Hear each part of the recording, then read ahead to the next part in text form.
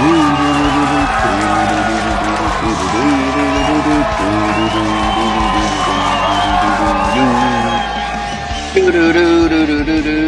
know what's weird is sometimes I end up with this song in my head. It's just some generic theme on the podcasting app that I use, but I end up with it in my head throughout the day on days when I do these episodes. Hello, friends. Welcome in to Talking Sports at Work. It is Friday. I hope everyone's had a fantastic week.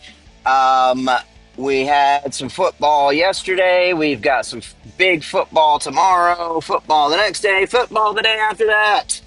And it's sad that the college regular season has come to a close, but we still have a lot to look forward to, a lot to talk about, a lot to dive into. And as fans of the show probably know by now, we've started doing on Fridays. It's our betting tips episode. So, and fans of the show also know that I have a tendency to ramble a little bit and get off topic, and my mind wanders. And hey, that's part of the charm of this show, I guess. But today, I'm going to try to stay on topic, and we're just going to dive right on into betting tips. I've got thoughts on the championship games this Saturday. I've got thoughts on all the NFL games. And yeah, I'm going to take a quick break. I took some screenshots of what the lines are in my bed, so I'm going to look over all that, and I will be right back. Okay, friends, welcome back. So, um, we had a game yesterday that I'll be honest, I lost on. Well, I didn't lose everything. I ended up losing a little bit. I had a couple bets that offset. One of them was Jared Goff throwing two touchdown passes. So that that one hit and offset some of the losses. But I was hoping for a Packers win in that one. Just I like both of those teams a lot, and it felt like that would make for a more competitive division race down. If the Packers could win, I don't know. I just had a sense that the Packers could get that one, but they did not pull it off. Um, and yeah, the Lions are. I mean, they're the best team in football. I think it's really the Eagles and Lions have now established themselves as clearly the two best teams in the NFC and maybe the two best in the NFL. The depth in the AFC is obviously a lot better. There are a lot more teams in the AFC that you could see winning it all. Obviously, the Chiefs, the Bills, the Ravens, the Steelers and Chargers are for real. Houston's maybe, but anyway, but the top of the NFC is just elite right now. But that's all I'm going to talk about with that. We're going to dive into what really matters, and that's the games coming up this weekend.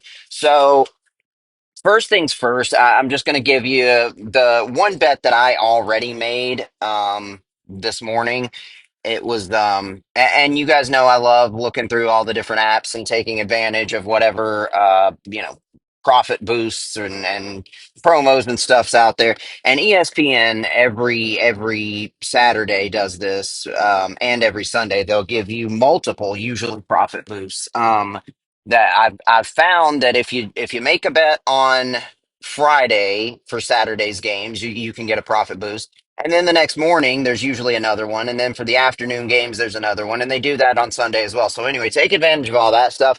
One bet that I did make was it was on the championship games. And one that I made as soon as pretty much as soon as the lines came out was the Georgia money line. I'm putting a lot on that one. Um, I mean, we've seen this game already once before. You can say maybe Texas is better. I don't know that that you could argue that the neutral site's going to be in their favor because A, it's in Atlanta, and B, Georgia already beat them in their own building. So that one I'm pretty confident, and I've been saying this for the last couple of weeks that after it seemed like they got things on track, Carson Beck played his best game of the year and has continued to play well since the Tennessee game. That I think Georgia's probably going to win the SEC again. So I've got that one just straight up. It's 120 plus 125 plus 125 right now just for the Georgia money line. Um, So then I also did a parlay that was the Georgia money line, and I combined that one with Oregon minus 3.5, which is just the spread on that. I think Oregon's going to handle Penn State. I mean, it might not be like a huge blowout, but I don't see. I think Oregon's on a level. I think Oregon and Ohio State have looked like the two actual contenders in the Big Ten all year, and no one else is for real. And that includes Penn State and Indiana. I think Penn State is the most overrated team in the country all year. So I think Oregon's going to handle them. So I've got Georgia money line, Oregon minus 3.5, and then I've got SMU money line, which is minus 130. Um, they're a very slight favorite over Clemson, and I know that this one's it's debatable because you would think that Clemson should be able to win this one, right? If they could get into the ACC championship, they've got almost SEC level talent on that team. They've got the great coach, but SMU has just been one of the complete opposite of what Penn State has been all year. They've been one of the most underrated teams all year. They are for real. Now, do I see them going in and beating one of the top SEC teams? No, obviously. But Clemson, the reason I'm taking SMU in this one is really just because Clemson over the last several years has proven time and again that they cannot win the big games. And I don't know what's changed. I was thinking about it this morning, and maybe it's just that Dabo just got really super lucky to have Deshaun Watson and Trevor Lawrence because with those guys, that's when Clemson got up to that elite status, won national championships. But ever since those guys have been gone, Clemson's been pretty, I guess, disappointing or underperformed. And we know there's a lot of talk about he doesn't take advantage of the portal. He doesn't utilize NIL the right way, and so maybe they're not recruiting the way they should be, and blah blah blah. There's a lot of that, and maybe that's going to be adjusted. But for now, going back to all the way back to a couple of years ago, the Orange Bowl game against Tennessee. When Hendon Hooker, our starting quarterback, was hurt, Joe Milton came in and absolutely lit them up. We just destroyed Clemson in that bowl game. And then you look at what they've done this year. The early game against Georgia, a big game, they got destroyed. And this was before Georgia had really figured things out and gotten on track. So I just don't see Clemson as being they're not close to the Clemson of old. I think SMU is going to pull that one out. Now, I'm not 100% on that one. I'm not as confident in that as I am on, as say, like Georgia. But yeah, I've got a sense that Clemson is going to let you down, and Alabama fans are definitely going to be rooting for SMU because if Clemson wins that one, then Alabama probably doesn't get in because SMU should be in either way, unless they just get demolished by Clemson. A one-loss SMU, it will be two losses with the conference championship. They should still be in. But anyway, so if you with all those bets, it ended up being like plus 600 and something, I think. Um, Crap, what was it? I can't remember now. It was plus 660, and so then with the little parlay boost that they give you at plus 72. So a $20 bet on that pays off 178. Um, so that's once again Georgia money line, SMU money line, and Oregon minus 3.5. The first two I'm much more confident in. I think Georgia's going to win, and I think Oregon's going to take care of Penn State. Um, I also one that I almost included in there was Tulane. Um, uh, they are, I think, a 4-point favorite over Army right now. But the reason I didn't go with that is just because I'm not as nearly as familiar with those teams as I am with the others. I haven't watched a Tulane game this year. I've seen highlights. The only Army game I've watched all year was the Notre Dame game in which they got crushed. So even though I was thinking, and I am still thinking that Tulane might be the good bet there, yeah, I do not have enough confidence in it to put much on that. But yeah, those are really the only championship games that there were others, obviously other big ones out there, but I don't. I'm probably not going to bet on them either way. UNLV is a 4-point underdog at Boise or against Boise State. Um, That's one that I could see UNLV pulling it out. Just with as good as they have been, as excellent a job as their coach has done this year, I could actually see them upsetting Boise State. But again, I'm not familiar enough with either of those teams to put much money on it. And then you've got the Big 12 championship, which is Iowa State and Arizona State. I'm not going to pretend that I've paid any attention to either of those teams this year because I haven't. But I do feel confident about Georgia. I do feel very confident about Oregon. And I think SMU is going to get Clemson. So I'm going to take one quick break and then we'll dive into some NFL action. And this is going to be a short episode today. Alrighty, friends, welcome back. Just a quick note. When I pulled over there for a minute and stopped, I looked just out of curiosity. If you did put Tulane in there as well, so you've got Georgia money line, SMU money line, Tulane money line, and Oregon -3.5. It ends up being plus 1,029. So I mean, if you're familiar with Tulane and you like that bet, go with that one. I'm going with the one that I've got with SMU, Georgia, and Oregon. And then I'm also probably, well, I've already put some just on Georgia, and I'm probably going to put some just on Oregon as well. Um, and maybe even do a parlay with two of those. I don't know. But then we've got some NFL action to look forward to this week. Sorry, bear with me just a minute. Um, so I'm sorry, my mind's wandering. I'm going to pause again for a minute. I'll be right. Okay, now here we go. NFL action this week. We already had the Lions taking down the Packers and what ended up being a very good game last night.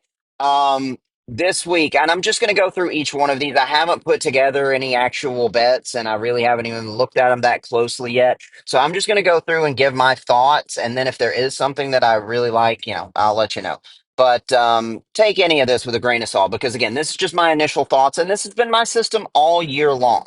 The reason I have been winning significantly more money at betting than I ever have is in the end, I'm just going with my gut. I'm just doing what makes sense. And it's been working. Every time I end up thinking about something for too long, I get it wrong.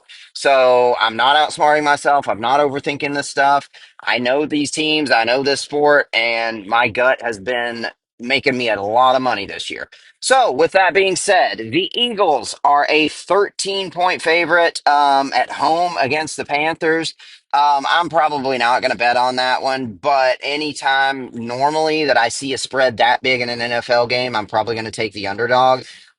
Just personally, though, I'm probably staying away from that one because the Eagles are good enough to cover that, and the Panthers are just still a bad team. The Vikings are 5.5 against at home against the Falcons. I would like to take the Vikings in that one, but the Falcons have just been so unpredictable this year. Like sometimes they look like they're gonna take hold of that division and get some momentum and go into the playoffs. And sometimes they just look like they need to go into a rebuild. Like you just don't know what to make of the Falcons this year. I could easily see them winning that game, and I could see them losing it by double digits. I don't know. The Falcons, and that's why I was not nearly as high on them going into this season as it seemed like most people were. I did not think they were a lot of people, everybody seemed to think they were a quarterback away from being a contender. I was not one of those people, and yeah, I mean, either those people were wrong or Kirk Cousins is not that quarterback.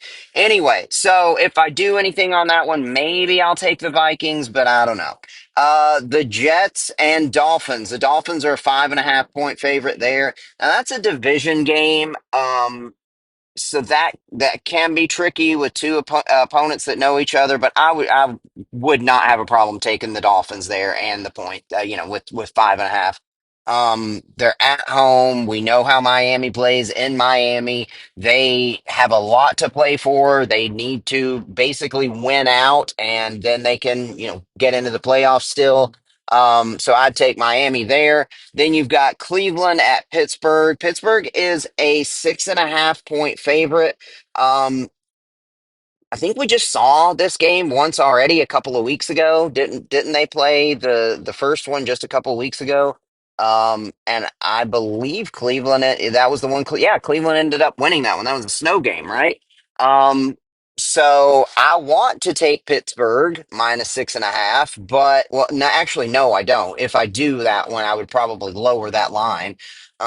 So that's another one that I promise I'll surely find one that I'm comfortable with soon. The Jaguars at the Titans, man. We're actually a favorite in this game by 3.5. I would take us in this one. But betting on my own team, you know how that is. You know you've got some bias just built in that's going to mess with your decision making. But I saw something interesting on, along the bottom of the ESPN screen. They do, like they show you the line and the percentage to win. It was funny. They showed Tennessee is a 4-point favorite in this game, but ESPN FPI give the Jaguars like a 52% chance of winning. So that had me a little concerned. Do I believe in ESPN? Now there are a few sources out there that I would trust over the mm, behemoth, the whatever, the ESPN, the worldwide leader in sports. But the one source that I would trust over them are the friggin' sorcerers in Vegas. I don't know what these guys do, but they have some sort of deal with the devil. They know things none of the rest of us do. I'm okay with taking the Titans minus 3.5 in that one. The Saints at the Giants, man, who cares? I mean, who cares about that game? The Saints are a 4-point favorite. I don't know. I'm not betting on that one. The Raiders and Buccaneers, that's another one. 6.5 for the Buccaneers. I'd take that. The Raiders are terrible. And the Buccaneers can be good. I think they're getting Mike Evans back this week, which if they are, then I would probably take that one with the Buccaneers. Um, Here's another tricky one with the Seahawks at Arizona. Arizona's a 2.5-point favorite. They've been another one of those teams this year that's just totally unpredictable. But this is a game that is probably for the lead in that division right now. They're all those teams are all clustered together. Seahawks are a game ahead, I think, and then Arizona and the Rams are both 6-6, and then San Francisco's just a game behind that. So that's going to be an interesting one. I, gosh, I'm sorry. I wish I had some more confidence in any of these games this week, but I just don't. I'm probably going to take Seattle there, just because they are a slight underdog, and that feels like there's more value in that. One that is seems like it should be a little bit more clear cut. One of the best teams in the NFL, the Buffalo Bills, traveling to the Rams. The Rams, though, are just one of those teams that I don't know that anybody wants to mess with, and this kind of feels like a potential trap game, even. With the Buffalo Bills, who do they have? They've got a big one coming up next week. Is it the Chiefs? No, they've already beaten the Chiefs. I can't remember. But anyway, this is one that I'm going to take Buffalo just because they have been so consistent. But the Rams need this one more, probably. If the Bills drop this one, though, then they've pretty much, that will give Kansas City much more wiggle room for that number one seed. So Buffalo needs this one too. I like the Bills in it, even though the Rams have that championship DNA, the great coach, the great quarterback, and they're at home. Buffalo is just, they look like a different animal this year than what they've been ever. And so, yeah, give me the Bills there.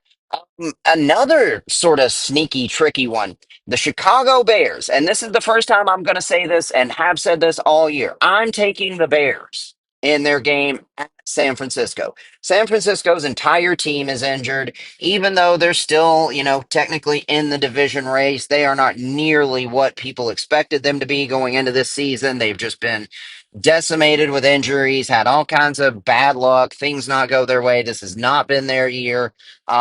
And even though I have absolutely no faith in the Bears, and I've said all season, all preseason, that they were maybe the most overrated team going into this year, um, they've got a new head coach this week. And that's a real thing. teams, whenever they fire a head coach, especially one that was unpopular with the players, that's a real thing. They get a little bit of a bump. They play a little bit harder the next week, and they tend to win. They were talking about it on the radio this morning as well.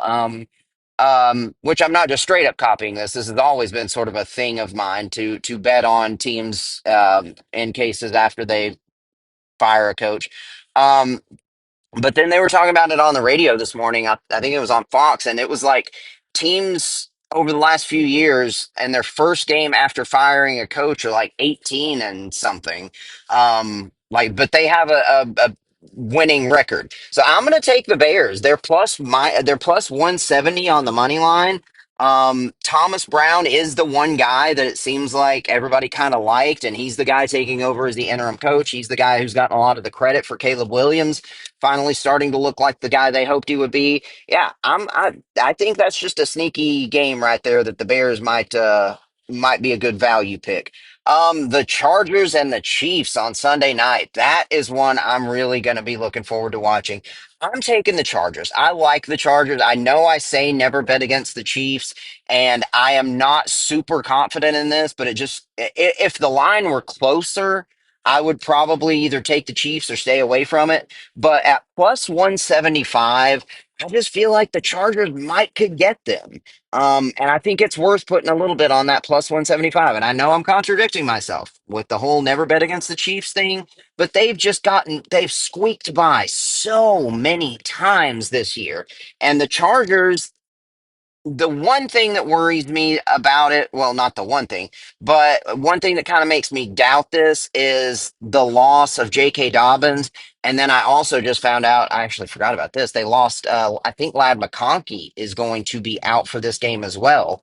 So, yeah, now that I think about it, maybe not. That's probably why that line is what it is instead of being like a 2.5 point line because Lad McConkey's been Justin Herbert's sort of go-to, third down, reliable kind of guy all year. So without him and without Dobbins, I don't know. Maybe I'm changing my mind as I'm talking about this one. I don't know. I've liked the Chargers. I love Justin Herbert. I like Jim Harbaugh. And they are a legit Super Bowl contender already in Harbaugh's first year. And it just feels like at plus 175, that's one that might be worth putting a few dollars on. The Monday night game then is going to be the Bengals as the 5 point favorite against Cowboys. I don't know. We'll talk more about that as we get closer to time, maybe on Monday's episode. I'm going to take one more quick break and then we'll wrap things up. Okie dokie. Thanks again, friends. So just to wrap up what we've got, I know I didn't have much on the NFL games, but I'm definitely going to be taking Oregon and the spread as well as Georgia and the money line on the game Saturday. And then I also said, we've got the parlay with Georgia SMU money lines and Oregon spread, which gets you a good payoff. On the NFL games, I don't feel that confident about any of them. I like that Bears one just because of the new coach bump. And then I like the Titans because, Mac Jones sucks. The Jaguars are floundering, and, it feels like Doug Peterson is coaching on borrowed time, which is surprising to me. I really thought he was going to be great for them.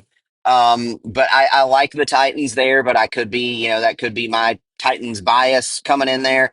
And then I like the Dolphins at home against the Jets. So there are a few bets for you.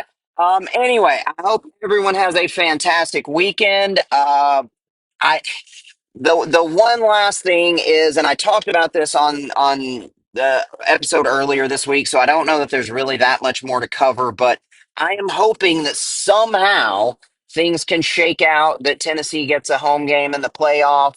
Maybe if Oregon just decimates Penn State badly enough and beats them, 42-3 or something, then they will drop Penn State to where they actually belong, which is, somewhere around 10. Um, or excuse me, at least drop them, even if they just drop them behind Ohio State, I'd much rather Tennessee go to Penn State than go to Ohio State. I'd have actually no problem with that, but I still want us to be able to have a home game in the postseason. That's just something that's been, God, I've wanted it all year long, and it doesn't look like it's in the cards. But either way, The Vols are in the postseason. The Vols are in the playoffs and going to have a shot to play for a national championship. We also had National Signing Day beginning, National Signing Period, early National Signing Period beginning. Didn't go great for us necessarily. But the one big thing that came out of it was David Sanders finally officially signed with us as of yesterday. So that was huge. He was sort of the jewel of this recruiting class, and he had a lot of us worried with, especially with that trip up to Ohio State that surprised everybody. But he did officially sign yesterday. I think all but one of our commits has officially signed, and he's just some random 3-star. So right now on 24/7 Sports, there we're sitting there at the number 10 recruiting class in the country. And but that's something that I could do a whole other episode on, and I'll save all that for another day. Anyway, I hope everyone has a fantastic weekend. Happy betting, happy footballing, and yeah, I'll talk to you again soon. Love you. Bye.